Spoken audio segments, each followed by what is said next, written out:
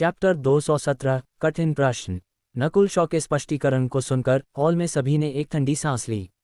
ये सच था कि लाइटनिंग विंड पाम का 6वां स्तर 9 क्लाउड्स लाइटनिंग को बुला सकता था। ये किलिंग मूव भयानक था और ट्रू स्पिरिट दायरे के तहत कोई भी अस्तित्व तुरंत मारा जाएगा। यहाँ तक कि ट्रू स्पिरिट दायरे में उन लोगों को भी सावधान रहना होगा, अन्यथा वे गंभीर रूप से घायल हो सकते हैं। इस समय सभी कोर शिष्य और यहाँ तक कि मास्टर रमन भी नकुल शॉ से सावधान थे। जब जैक विल्सन और सह को नकुल शॉ पर स्कैन किया गया तो उन्हें बेहद घबराहट महसूस हुई। हालांकि नकुल शॉ को बिजली बुलाने के लिए एक भारी कीमत चुकानी पड़ेगी और उसके मारे जाने का 50% मौका था, कौन उस पागल कमीने को कम आंकने की हिम्मत करेगा। कफ कफ। लाइटनिंग विंड पाम के बारे में हमारी बातचीत यहीं समाप्त होती है। आखिरकार यह नकुल के रहस्यों को प्रकट करेगा। फर्स्ट एल्डर की आवाज़ ने हॉल में तनाव को डिसिपेटेड कर दिया। केवल फर्स्ट एल्डर को पता था कि नकुल शॉ उन्हें धोखा दे रहा था। नकुल शॉ के सुधारों के माध्यम से 6वां स्तर 9 क्लाउड्स लाइटनिंग को नहीं बुला सकता था, लेकिन भले ही यह बिजली को नहीं बुला सकता था, हर दूसरे पहलू में यह बहुत मजबूत था और इसका खतरा बहुत कम था। इस कौशल का परफेक्ट होने के नाते नकुल शॉ संभावना और भाग्य पर अपनी जान जोखिम में कैसे डाल सकता था। मूल रूप से भले ही किसी ने 9 क्लाउड्स लाइटनिंग को नहीं बुलाया, फिर भी बिजली एक बरसात के दिन या तूफान में नीचे आ सकती है। अब ट्रायल एंड एरर और लाइटनिंग विरासत के विलय के माध्यम से लाइटनिंग विंड पाम पूरा हो गया था। नकुल शॉ ने सभी की जिज्ञासा और मूल लाइटनिंग विंड पाम का उपयोग सभी को डराने के लिए किया था। यहाँ तक कि मास्टर रमन भी इसमें से अधिकांश पर विश्वास करते थे। जैक विल्सन ने बिना किसी संदेह के इस पर विश्वास किया और उसे आखिरकार समझ में आया कि नकुल शॉ का एक बेहतर कौशल खोजने का क्या मतलब था। नकुल शॉ एक निषिद्ध अस्तित्व बन गया था। ऐसा लग रहा था जैसे उसके पास एक टाइम बम था। कौन इस पागल कमीने को ऑफेंडेड करने की हिम्मत करेगा। यहाँ तक कि मास्टर रमन भी सावधान रहेंगे अगर वह नकुल शॉ को गुप्त रूप से मारने की कोशिश करता है। हालांकि ऐसा लग रहा था कि नकुल शॉ के कार्य हाई की थे। उसने जो कुछ भी किया था वह एक अस्थायी छाता खोलना था, जिसने उसे परिपक्व होने के लिए और अधिक समय दिया। अगले कुछ दिनों में नकुल शॉ ने कबीले मास्टर के साथ चर्चा के अनुसार कोर शिष्यों के खिलाफ अपने मानसिक ऊर्जा कौशल का उपयोग करना शुरू कर दिया। नकुल शॉ सहमत होने का कारण केवल कबीले द्वारा दिए गए पुरस्कारों के कारण नहीं था। दूसरा कारण ये था कि उसके पास मानसिक ऊर्जा के साथ युद्ध का अनुभव नहीं था। अब ये कोर शिष्य लाइव लक्ष्य बनने के लिए तैयार थे। नकुल शॉ ने स्पष्ट रूप से उन्हें खारिज नहीं किया। उन्होंने पहले मयंक के साथ शुरू किया। कबीले के साथ किए गए सौदे के अनुसार शीर्ष 5 को पहले रखा गया था। मयंक की इच्छा, अनुभव और दिल की स्थिति सभी बेहद उच्च स्तर की थीं। इन लोगों में मानसिक ऊर्जा ध्वनि हमलों के खिलाफ मजबूत प्रतिरोध था और बाद वाले की खेती नकुल शॉ की तुलना में अधिक थी। नकुल शॉ मयंक की मदद करने के लिए बहुत इच्छुक था। सबसे पहले दोनों का एक ही मास्टर था और वे दुश्मन नहीं थे। दूसरे, वह बहुत मजबूत था और इसलिए नकुल शॉ को सावधान रहने की आवश्यकता नहीं थी। अगर यह कमजोर इच्छा वाला कोई था तो नकुल शॉ गलती से उन्हें गंभीर रूप से घायल कर सकता था। नकुल शॉ ने हल्के से कहा और उसने पहले अपने मानसिक ऊर्जा ध्वनि हमले का इस्तेमाल किया। यह हमला ध्वनि के कंपन के माध्यम से अंगों को नुकसान पहुंचाएगा और यह वह हमला था जिससे नकुल शॉ सबसे ज्यादा परिचित था। मानसिक ऊर्जा ध्वनि हमले का सामना करते हुए मयंक का शक्तिशाली आंकड़ा थोड़ा काम गया। तथ्य यह है कि वह गार्ड पर था। उसने हमले को अवरुद्ध करने की अनुमति दी। भाई मयंक, सावधान रहें। मैंने अभी अभी अपनी शक्ति का 50% उपयोग किया है। नकुल शॉ हल्के से मुस्कुराए। 60%, 70%, 80%। जब नकुल शॉ ने अपनी शक्ति का 80-90% उपयोग किया तो मयंक ने अपने दिल की स्थिति और रक्त को धीरे से कांपते हुए महसूस किया। भाई नकुल, अगर यह एक चुपके से हमला था तो तुम्हारा वह मानसिक ऊर्जा ध्वनि हमला मुझे नुकसान पहुंचा सकता था।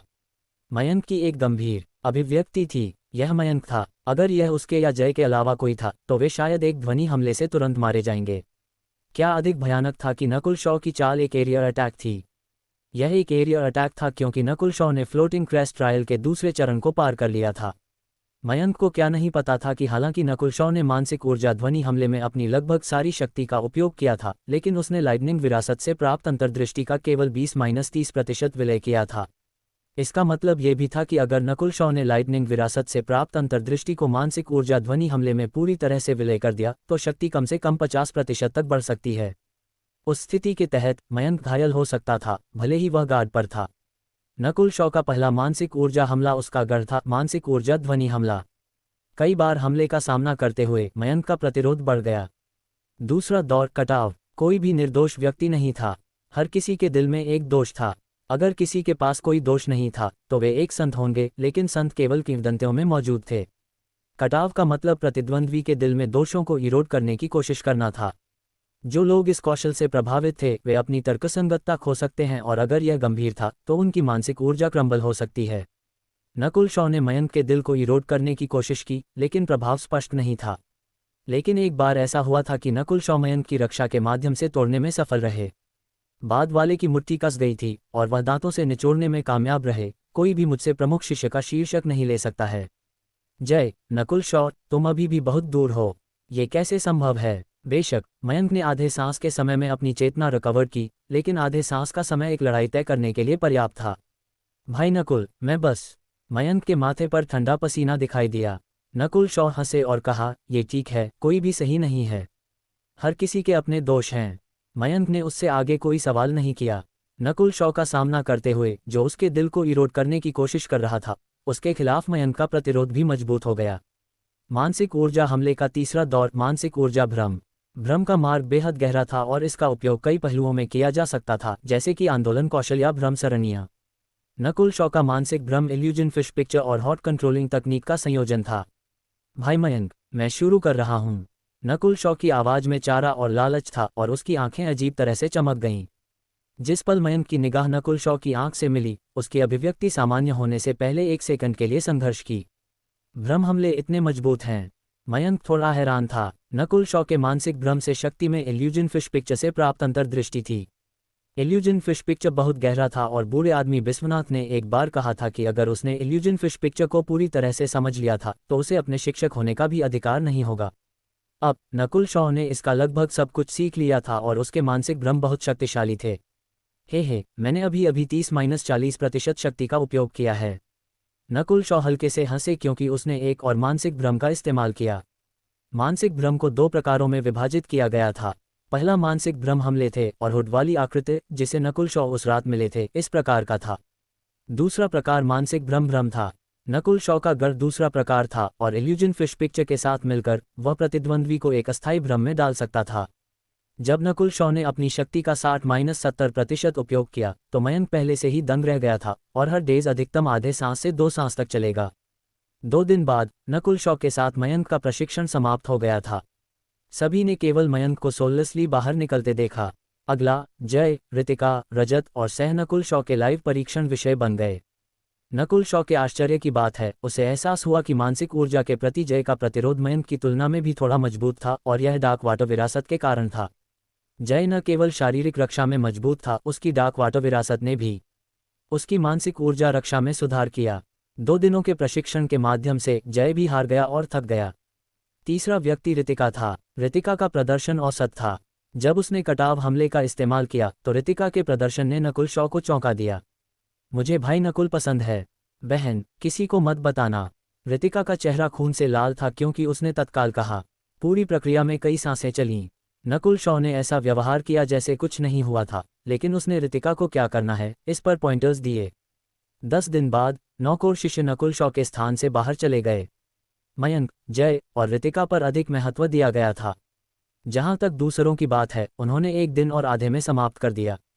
बेशक, जिन लोगों का नकुल शॉ के साथ महान संबंध था, जैसे कैरी, का विशेष रूप से ध्यान रखा गया था। इस पल से नकुल शॉ ने हर कोर शिष्य के दिलों के दोषों को नियंत्रित किया और वह उनके अन्य चेहरों को जानता था। तब से नकुल शॉ एक ऐसा अस्तित्व बन गया था जिसे हर कोई महसूस करता था कि चुनौती देना निषिद्ध था। जब किसी ने नकुल शॉ का उल्लेख किया तो कोर शिष्यों को बेचैनी महसूस होगी।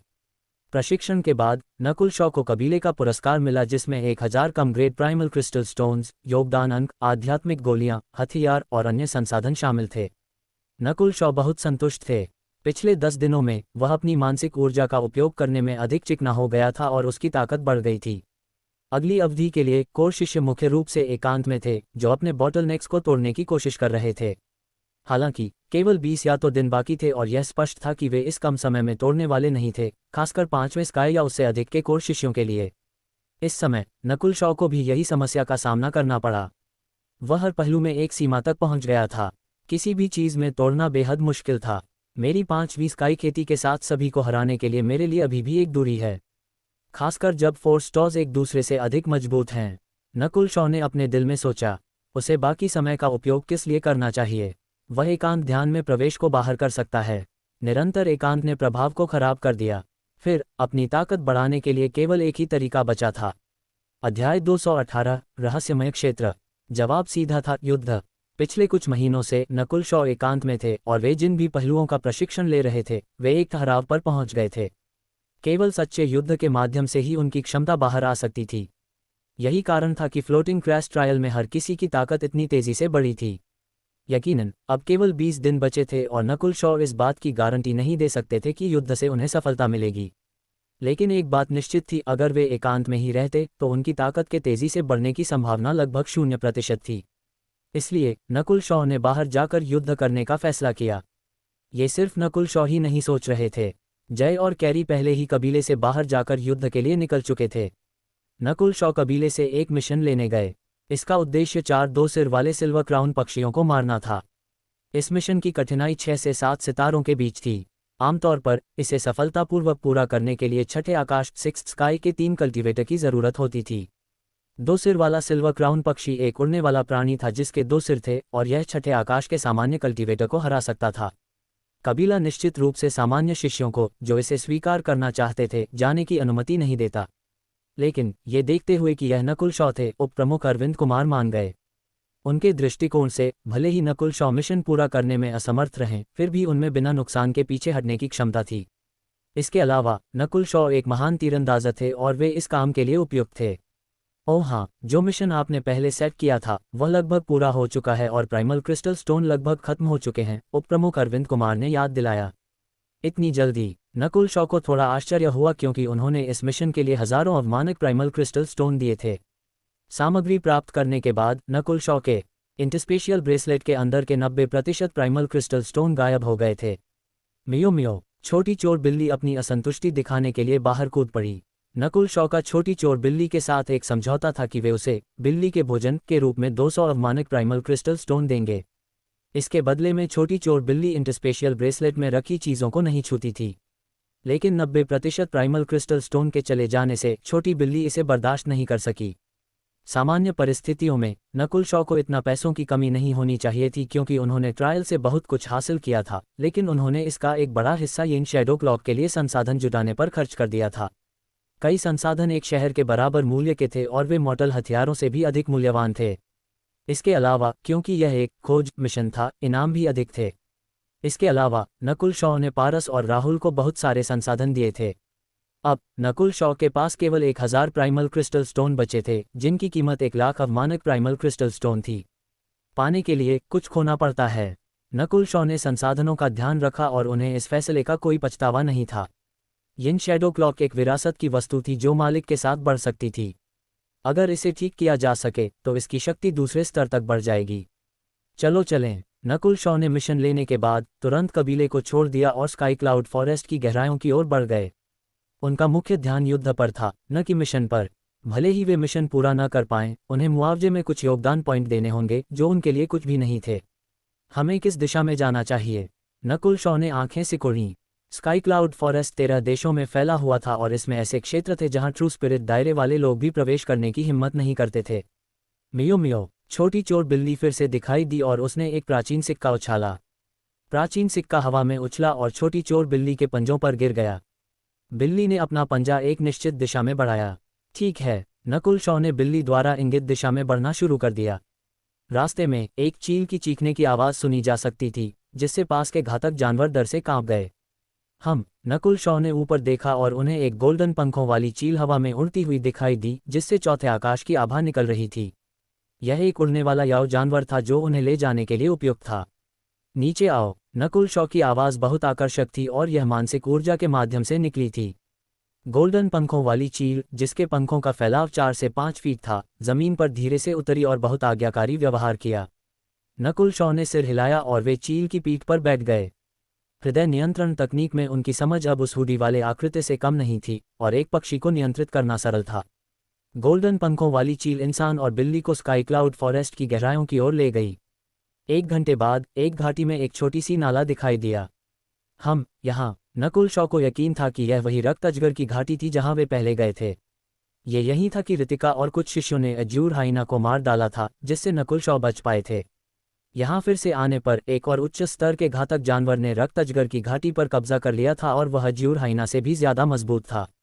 लेकिन नकुल शॉ जिस गोल्डन पंखों वाली चील पर सवार थे वह एक याव जानवर थी और नश्वर लोगों की नज़र में एक लौद स्तर का जानवर थी, जिसके कारण उच्च स्तर का घातक जानवर डर से कांप रहा था। नकुल शॉ आहें भरने से खुद को रोक नहीं पाए। एक साल पहले वे अपनी जान भी नहीं बचा सकते थे और अब उच्च स्तर के घातक जानवर उनकी आंखों में चींटियों की तरह थे। उच्च स्तर के घातक जानवर को नजरअंदाज करते हुए नकुल शॉ ने गोल्डन पंखों वाली चील को थोड़ा धीमा किया और छोटी चोर बिल्ली के निर्देशों के अनुसार मंजिल स्पष्ट थी। कुछ देर बाद सामने का जंगल अचानक अंधेरा हो गया और हवा में एक अजीब आभा थी। अंधेरे जंगल में कभी कभार कोई जानवर कूदकर बाहर आ जाता था। नकुल शॉ ने ऊपर से नीचे देखा और उन्होंने एक मानसिक ऊर्जा ध्वनि हमला भेजा जिसने कमजोर जानवरों को मार डाला, भले ही उनकी सुरक्षा मजबूत थी।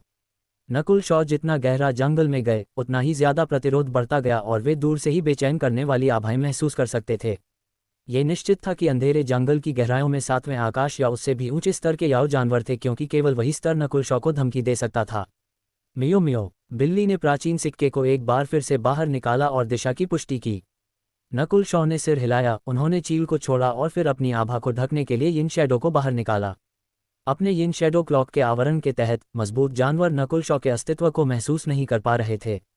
जंगल की गहराइयों से आने वाली आभाएं और मजबूत होती गईं और वे लगभग सभी पांचवें आकाश या उससे भी ऊंचे स्तर की थीं। नकुल शॉ को संदेह हुआ कि यह याव जानवरों का मुख्यालय है या नहीं। रास्ते में नकुल शॉ सातवें आकाश के कई याव जानवरों के क्षेत्रों में प्रवेश कर चुके थे। भले ही उनके पास यिन शैडो क्लॉक था, जानवर फिर भी सतर्कता से चारों ओर देख रहे थे, मानो उन्हें कुछ महसूस हो रहा हो। नकुल शॉ को यकीन था कि उनमें सातवें आकाश के जानवरों से लड़ने की क्षमता थी। यहाँ असीमित शक्तिशाली याव जानवर थे और एक बार जब वे ट्रू स्पिरिट दायरे से नीचे वालों को घेर लेते थे तो वे उन्हें मार डालते थे। कई लंबे घंटों के बाद नकुल शॉ अंततः सबसे खतरनाक क्षेत्र से गुजर गए। रास्ते में वे कम से कम 20 सातवें आकाश के याव जानवरों के पास से गुजरे थे और यहाँ तक कि आधे अधूरे ट्रू स्पिरिट दायरे वाले भी थे। उनकी भयानक आभाओं ने नकुल शॉ की सांस रोक दी थी। आधे अधूरे ट्रू स्पिरिट दायरे वाले सामान्य जानवरों को पार कर गए थे। इस समय अंधेरा जंगल धुंधला हो गया, मानो दोनों क्षेत्रों के बीच एक खाई थी। नकुल शॉ धुंधले अंधेरे जंगल क्षेत्र में प्रवेश कर गए और वे तुरंत अपनी दिशा खो बैठे और उनकी इंद्रियां भ्रमित हो गईं। इसमें कोई आश्चर्य नहीं कि यहाँ जीवन का कोई संकेत नहीं था। नकुल शॉ के पैरों के नीचे की जमीन पर हड्डियां थीं और अजीब हवा ने उनके दिल को ठंडा कर दिया। सामान्य कल्टीवेटर यहाँ निश्चित रूप से मर जाएंगे, भले ही वे आधे अधूरे ट्रू स्पिरिट दायरे में हों। नकुल शॉ ने गहरी सांस ली। सौभाग्य से उनके पास उनकी बाईं आंख थी जो धुंधली हवा को देख सकती थी। इसके अलावा उनकी विशेषज्ञता मानसिक भ्रम में थी और यहाँ के भ्रम का उन पर लगभग कोई प्रभाव नहीं था। कटक कटक, नकुल शॉ नंगी हड्डियों पर चले और उनके चारों ओर की मृत्यु की हवा सातवें आकाश के कल्टीवेटर को सांस लेने में असमर्थ बना देगी। एक ठंडक और खतरा नकुल शॉ को घेर लिया। ऐसा लग रहा था जैसे कोई रहस्यमय ऊर्जा उनके शरीर में प्रवेश करने की कोशिश कर रही थी। नकुल शॉ के कंधे पर बैठी छोटी चोर बिल्ली सतर्कता से चारों ओर देख रही थी। नकुल शॉ ने अपनी आंख की पट्टी हटाई और उनकी बाईं आंख में एक नीली रोशनी चमकी, जिससे खतरे की भावना तुरंत आधे से ज्यादा कम हो गई। अपनी बाईं आंख को अधिकतम तक बढ़ाते हुए नकुल शॉ अंततः स्थिति को स्पष्ट रूप से देख सकते थे। धुंधले अंधेरे जंगल की गहराइयों में 100 या उससे ज्यादा कब्रें थीं और हर कब्र एक छोटे महल के आकार की थी, जिसकी ऊंचाई 10 मीटर तक थी।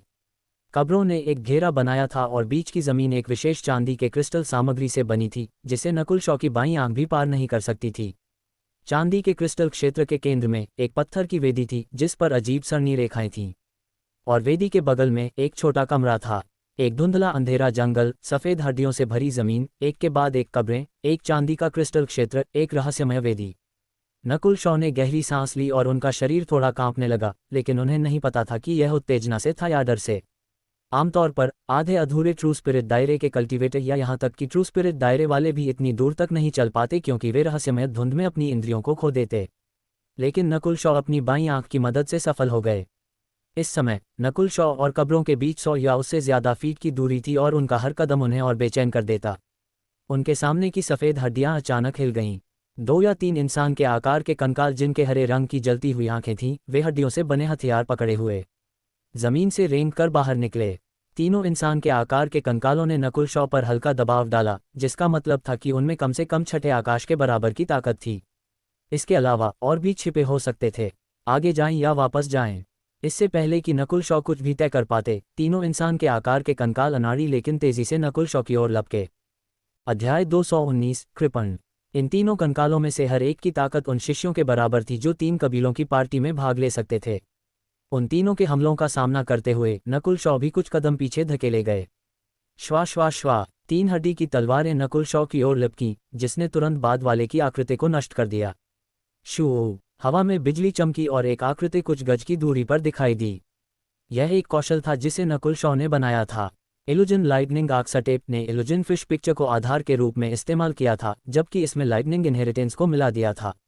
नकुल शॉ ने 3 कबीलों की पार्टी में इस कौशल का उपयोग करने की हिम्मत नहीं की थी क्योंकि उन्होंने इसका पर्याप्त अभ्यास नहीं किया था, लेकिन कई महीनों बाद उनका इल्यूजन फिश लाइटनिंग आर्क्सटेप पूरी तरह से परिपूर्ण हो गया था। छठे आकाश के बराबर 3 कंकाल नकुल शॉ के कपड़ों को भी नहीं छू सके। लाइटनिंग विंड पाम, बिजली की लकीरें नकुल शॉ की हथेली पर जम गईं और गरजने की आवाज़ पैदा कर दीं। बूम क्रैक, तीनों इंसान जैसे कंकाल तुरंत पीछे धकेले गए। सामने वाला कंकाल तुरंत काली धूल में बदल गया, जबकि अन्य 2 टुकड़े टुकड़े हो गए। कितना शक्तिशाली! नकुल शॉ ने खुशी के साथ अपनी हथेली को देखा। लाइटनिंग विंड पाम का छठा स्तर वास्तव में भयानक था। ये छठे आकाश के बराबर 3 कंकालों को लगभग तुरंत मार सकता था। इस रहस्यमय क्षेत्र में नकुल शॉ को अपने लाइटनिंग इनहेरिटेंस को छिपाने की कोई ज़रूरत नहीं थी। अन्य 2 कंकाल पूरी तरह से विकृत हो गए थे और नकुल शॉ ने अपना हाथ हिलाया, उनकी ओर बिजली की 2 लकीरें फेंकीं। क्रैक क्रैक, दोनों इंसान जैसे कंकाल टुकड़ों में टूट गए। नकुल शॉ ने चैन की सांस ली। भले ही तीनों कंकाल शक्तिशाली लग रहे थे, ऐसा लग रहा था कि उनका लाइटनिंग विंड पाम से पूरी तरह से मुकाबला हो गया था। छठे आकाश के बराबर 3 जीवों को मारना थोड़ा अतिशयोक्तिपूर्ण था। इसे दूसरे दृष्टिकोण से देखते हुए, क्या नकुल शॉ एक ही हथेली में 3 मयंक को मार सकते थे? जाहिर है, सामान्य परिस्थितियों में यह बहुत असंभव था। तीनों कंकालों को मारने के बाद नकुल शॉ आगे बढ़े। कब्रों तक अभी भी 100 गज की दूरी थी और क्योंकि नकुल शॉ सतर्क थे, उन्होंने नीचे सफ़ेद हड्डियों की परतों पर पूरा ध्यान दिया। क्लैक क्लैक, जमीन पर सफ़ेद हड्डियां फिर से हिलने लगीं और इंसानी कंकाल उठने लगे। मर जाओ! इससे पहले कि वे पूरी तरह से दिखाई दे पाते, नकुल शॉ ने अपने लाइटनिंग विंड पाम का इस्तेमाल किया और उन्हें एक के बाद एक मार डाला। उनका मूवमेंट कौशल इल्यूजन फिश लाइटनिंग आर्क्सटेप था, जिसके कारण जब भी वे चलते, हवा में बिजली की लकीरें चमकती थीं।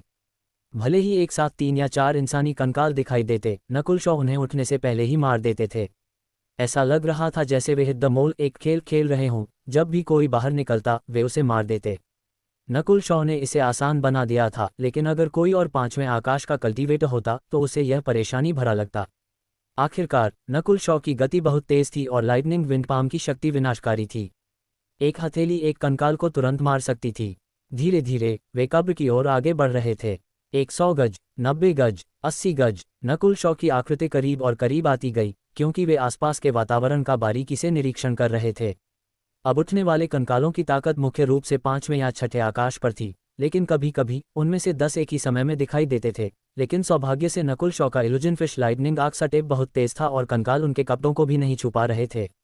50 गज के दायरे में प्रवेश करने के बाद नकुल शॉ को एक इंसानी कंकाल मिला जो 7वें आकाश के बराबर था।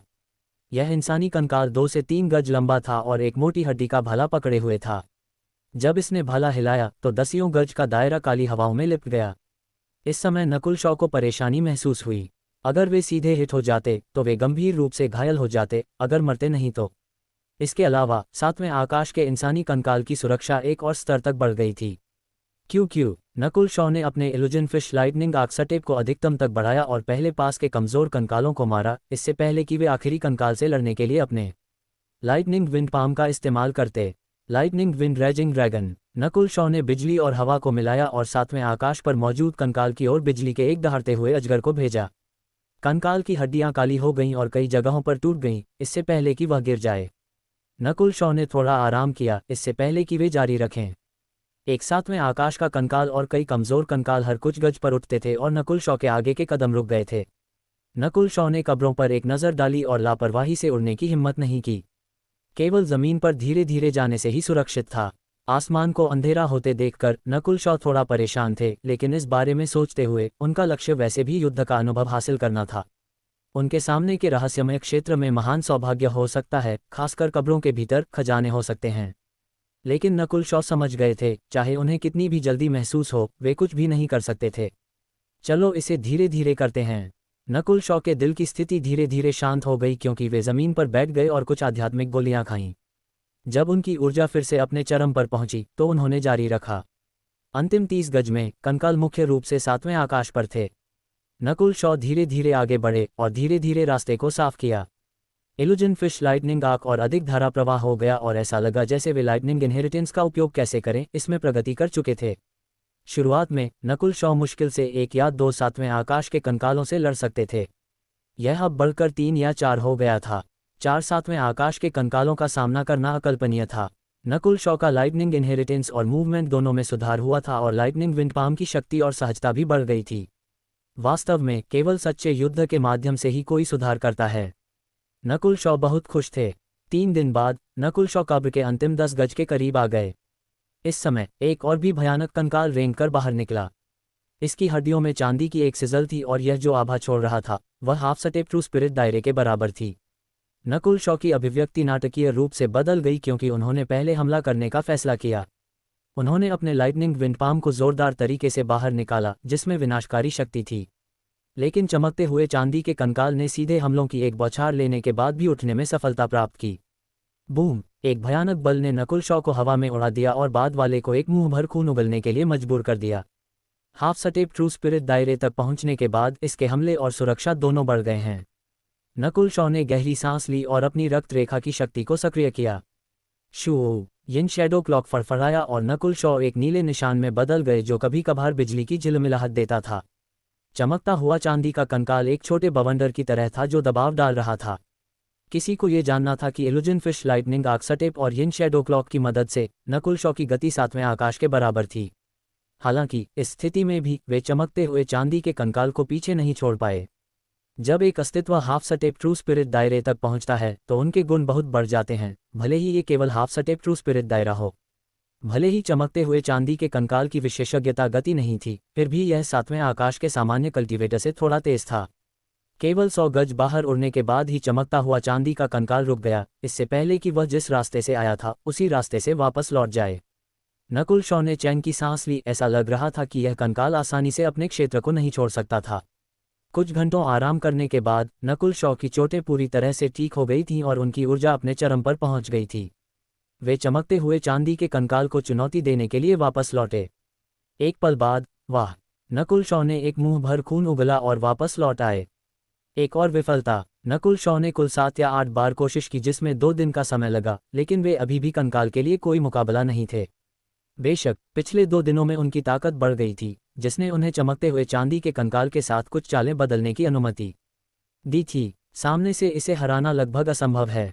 अगर इस कंकाल में हाफ स्टेप ट्रू स्पिरिट दायरे के सामान्य अस्तित्व की गति होती और वह क्षेत्र द्वारा प्रतिबंधित नहीं होता तो मैं निश्चित रूप से मर गया होता।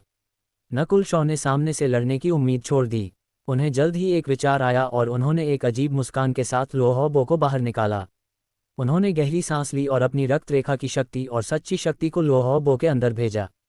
बेंग 100 ठंडक से चमकने वाले 3 लोह तीर कंकाल की हड्डियों के महत्वपूर्ण बिंदु में घुस गए। हिट होने के बाद कंकाल ने पीछा किया, लेकिन तीरों के भीतर निहित ठंडक के कारण उसकी गति प्रतिबंधित हो गई। नकुल शॉ जो 50 गज के निशान पर खड़े थे तुरंत 100 गज के क्षेत्र से बाहर भाग गए। तीनों लोह तीर स्वचालित रूप से वापस लौट आए क्योंकि चमकता हुआ चांदी का कंकाल जिस रास्ते से आया था उसी रास्ते से वापस लौट गया। हे नकुल शॉ ने लोहोबो को वापस खींचा और जब बाद वाले की गति कम हो गई तो उन्होंने कंकाल की पीठ की ओर हमलों का एक और दौर भेजा। जल्द ही नकुल शॉ ने पहले ही 10 तीर चला दिए थे। 4 घंटे बाद चमकता हुआ चांदी का कंकाल जमीन पर गिर गया।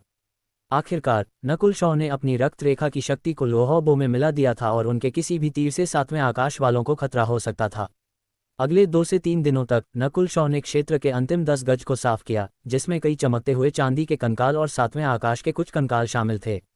अंत में नकुल शॉ कब्र के सामने पहुंचे। उनके सामने 100 या उससे ज्यादा कब्रें थीं जो केंद्र की ओर मुख करके खड़ी थीं, मानो वे सम्राट की ओर झुक रही हों। मियो मियो! छोटी चोर बिल्ली की काली आंखें घूम गईं। नकुल शॉ ने सोचा कि छोटी चोर बिल्ली के व्यक्तित्व के साथ कब्रों में निश्चित रूप से बहुत सारे खजाने थे।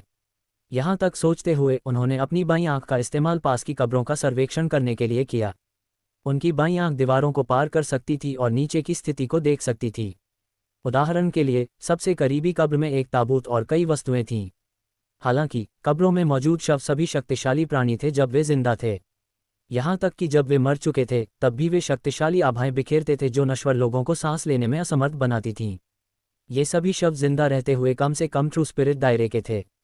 नकुल शॉ ने कोई जल्दबाजी वाला कदम नहीं उठाया। यहाँ की कब्रें अजीब और भयावह थीं। ऐसा लग रहा था जैसे वे झुक रहे थे और अंतिम संस्कार कर रहे थे। कोई भी यहाँ प्रवेश करने पर सतर्क और सावधान रहेगा।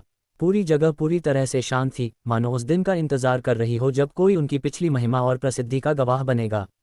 नकुल शॉ इस बात की पुष्टि कर सकते थे कि यहाँ कोई जीवित प्राणी नहीं थे और कोई खतरा नहीं था। लेकिन पहले के कंकाल निश्चित रूप से जिंदा नहीं थे। कौन जानता था कि क्या और कोई खतरा था। जैसे ही नकुल शॉ हिचकिचा रहे थे, मियो मियो, छोटी चोर बिल्ली हवा में तेजी से पलटी, इससे पहले कि वह एक कब्र के पत्थर पर उतरे और फिर केंद्र की ओर उछली। पूरी प्रक्रिया में छोटी चोर बिल्ली पर बिल्कुल भी हमला नहीं किया गया था। कोई खतरा नहीं था। नकुल शॉ हैरान थे, लेकिन छोटी चोर बिल्ली के तेज कार्यों को देखकर उनके दिल की धड़कन बढ़ गई। बिल्ली के व्यक्तित्व के साथ, अगर वे तुरंत उसके पीछे नहीं गए तो वह सब कुछ ले लेगी। अध्याय 220, 100 कब्रों का अभिशाप। बिना किसी और हिचकिचाहट के नकुल शॉ के पैरों के नीचे बिजली चमकी और वे हवा में तेजी से निकल गए। हवा में रहते हुए उन्हें नीचे की कब्रों से एक ठंडी आभा निकलती हुई महसूस हुई जो उनके पैरों से फैलना शुरू हो गई थी। अचानक एक हड्डी ठंडा खतरनाक एहसास दिखाई दिया जो नकुल शॉ की आत्मा तक अपना रास्ता बनाने की कोशिश कर रहा था। वह एहसास वैसा ही था जैसा उन्होंने पहली बार हड्डियों की जमीन पर कदम रखा था, बस 10 गुना ज्यादा मजबूत। पेंग पेंग पेंग पेंग। नकुल शॉ की बाईं आंख की गहराइयों के अंदर नीला गड्ढा घूमा और इसने एक प्राचीन आभा की एक कली को छोड़ा। तभी खतरनाक एहसास फीका पड़ा। नकुल शॉ का दिल ठंडा हो गया। वह खतरा स्काई क्लाउड फॉरेस्ट के रहस्यमय कंकाल से भी ज्यादा तीव्र महसूस हुआ। उन्हें अचानक एहसास हुआ कि यह क्षेत्र शायद प्रतिबंधित था। कुछ ही सांसों का समय एक सदी जैसा लगा। नकुल शॉ अंततः कब्रों के पास से उड़ गए और उनकी अंतरात्मा ने उन्हें बताया कि यह खतरा नीचे की 100 या उससे ज्यादा कब्रों से आया था। मियो मियो, छोटी चोर बिल्ली लगभग उसी समय मैदान पर उतरी जिस समय नकुल शॉ। जमीन एक रहस्यमय चांदी के क्रिस्टल सामग्री से बनी थी जिसे नकुल शॉ की बाईं आंख भी पार नहीं कर सकती थी। ये कल्पना करना कठिन था कि नकुल शॉ की वर्तमान ताकत के साथ भी वे कुछ भी नष्ट नहीं कर पाएंगे। लेकिन नकुल शॉ की बाईं आंख महसूस कर सकती थी कि यहाँ की ऊर्जा जमी हुई लग रही थी। छोटी चोर बिल्ली तेजी से मैदान के केंद्र में कूद गई जहाँ पत्थर की वेदी थी। पत्थर की वेदी पर कई गहन सरनी रेखाएं खुदी हुई थीं और जब उन्होंने उन पर एक नज़र डाली तो नकुल शॉ को ऐसा लगा जैसे वे असीमित स्थान में हैं। श्वा। नकुल शॉ ने अपनी बाईं आंख का संचालन किया और उन्होंने नक्काशी को अपने दिमाग में कॉपी कर लिया। भले ही वे इसके साथ कुछ नहीं कर सकते थे, लेकिन इसमें निहित गहनता मूल्य से भरी थी। छोटी चोर बिल्ली पत्थर की वेदी पर कूद गई और वह थोड़ी उत्साहित लग रही थी। नकुल शॉ ने सोचा, कहीं भी कोई खजाना नहीं है तो छोटी चोर बिल्ली ऐसा क्यों व्यवहार करेगी। छोटी चोर बिल्ली थोड़ी देर के लिए चारों ओर कूदी, इससे पहले कि एक दुखद रूप दिखाए।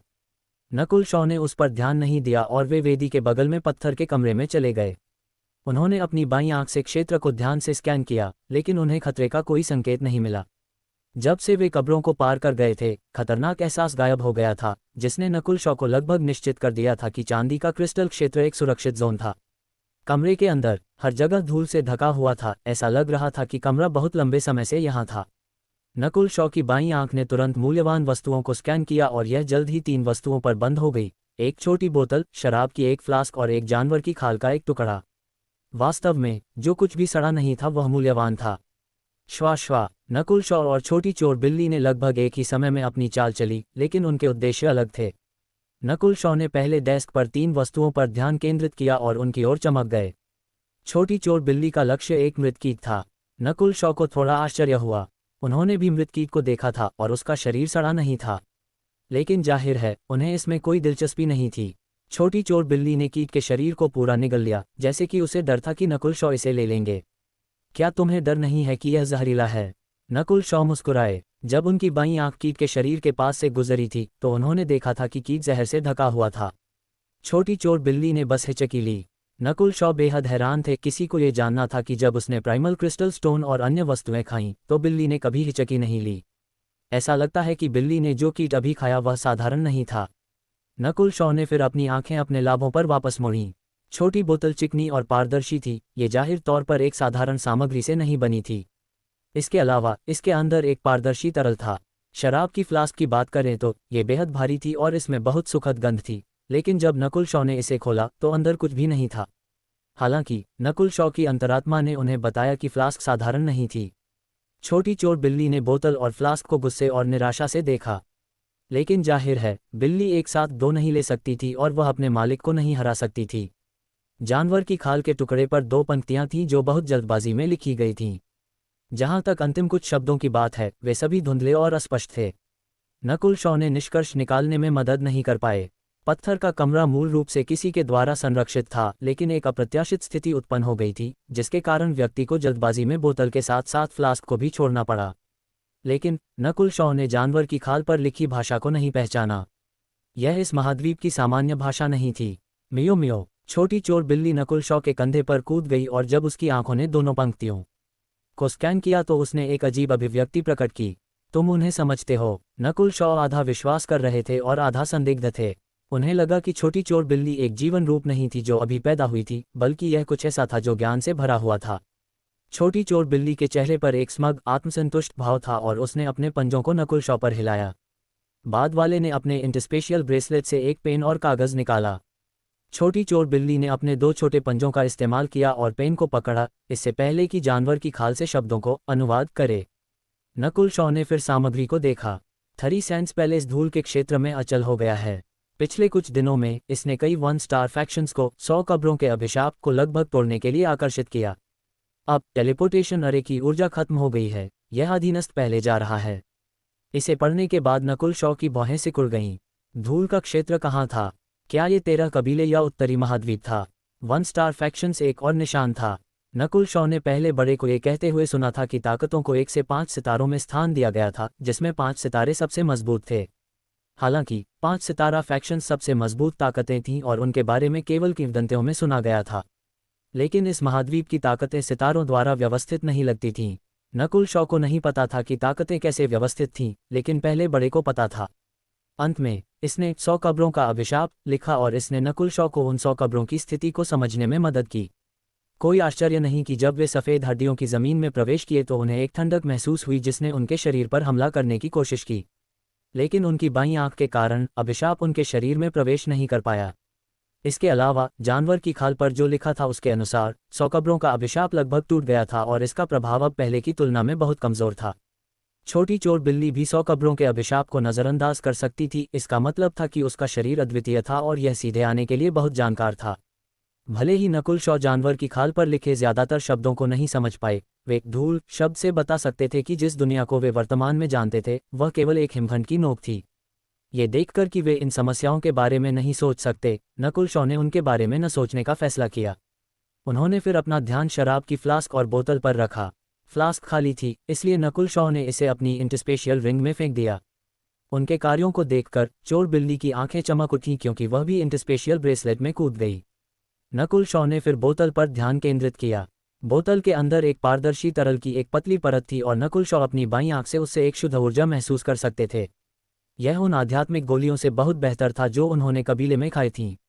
बिना किसी हिचकिचाहट के उन्होंने तरल पिया, जिसने केवल बोतल का 20वां हिस्सा लिया। पारदर्शी तरल उनके गले से नीचे गया और उनके शरीर में चला गया। तुरंत एक शुद्ध और स्वच्छ ऊर्जा का उछाल उनके शरीर के भीतर हिल गया। पारदर्शी तरल की मात्रा केवल अंगूठे के आकार की थी, लेकिन इसमें बड़ी मात्रा में ऊर्जा थी और इसने एक मजबूत आभा दी। नकुल शॉ ने जो पहली भावना महसूस की वह ये थी कि वे भरे हुए थे और उनकी ऊर्जा फिर से भर गई थी। फिर तरल की शक्ति उनकी हड्डियों, रक्त और त्वचा के चारों ओर काम करना शुरू कर दी। इसका प्रभाव मैरो क्लींसिंग पिल से 10 गुना ज्यादा बेहतर था। सौभाग्य से शक्ति बहुत शांत थी, नहीं तो यह नकुल शॉ के शरीर को गंभीर रूप से घायल कर सकती थी। बाद वाले ने महसूस किया कि उनका पूरा शरीर बार बार धोया जा रहा था और उनकी कुछ छिपी हुई चोटें ठीक हो गई थीं। उसी समय उन्हें एक एहसास हुआ कि उनकी हड्डियां बदल गई थीं। वे तुरंत पालथी मारकर बैठ गए और इस शक्ति का उपयोग खेती करने के लिए किया। तरल से ऊर्जा को अवशोषित करना बहुत आसान था। 1 घंटे बाद नकुल शॉ के शरीर से काली चिपचिपी तरल की एक परत उत्सर्जित हुई। आधे दिन बाद नकुल शॉ ने तरल को पूरी तरह से अवशोषित कर लिया था, जो केवल एक अंगूठे के आकार का था, और उन्होंने महसूस किया कि शक्ति उनके माध्यम से प्रवाहित हो रही थी। ऐसा लग रहा था जैसे उन्होंने अभी एक पूरा भोजन किया है और उनकी ऊर्जा फिर से भर गई है। इस समय नकुल शॉ 5वें आकाश के चरम पर पहुंच गए थे।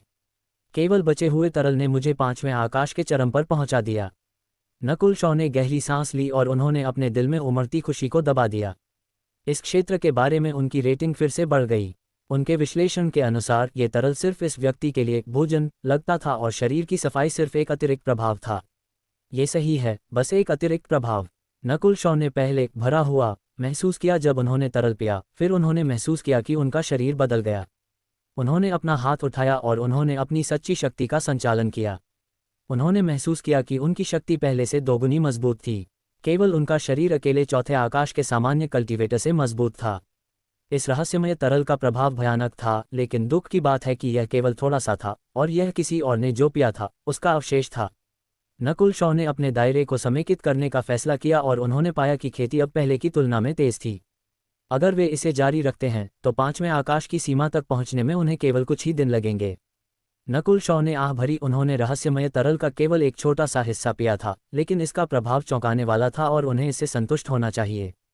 उन्होंने फिर अपना ध्यान इंटरस्पेशियल ब्रेसलेट में वापस रखा और वे जो देखा उससे हैरान थे। इंटरस्पेशियल ब्रेसलेट के अंदर छोटी चोर बिल्ली नशे में हो गई थी, लेकिन उसकी आभा पहले से ज्यादा मजबूत हो गई थी। शराब कहाँ से आए? नकुल शॉ चकित रह गए। वे जानते थे कि उनके इंटरस्पेशियल ब्रेसलेट के अंदर कोई शराब नहीं थी। नकुल शॉ ने फ्लास्क पर अपनी आंखें टिका दीं। फ्लास्क बेहद भारी थी और इसमें अभी भी शराब की कुछ बूंदें बची थीं। शराब कहाँ से आए? नकुल शॉ को यकीन था कि फ्लास्क पहले खाली थी। उन्होंने ठंडक से गुर्राया और उन्होंने छोटी चोर बिल्ली को बाहर निकाला। 1 घंटे बाद छोटी चोर बिल्ली ने सच्चाई बताई और उसने फ्लास्क में थोड़ा पानी डाला। ज्यादा देर नहीं हुई, फ्लास्क के अंदर का पानी एक सुगंधित गंध देने लगा।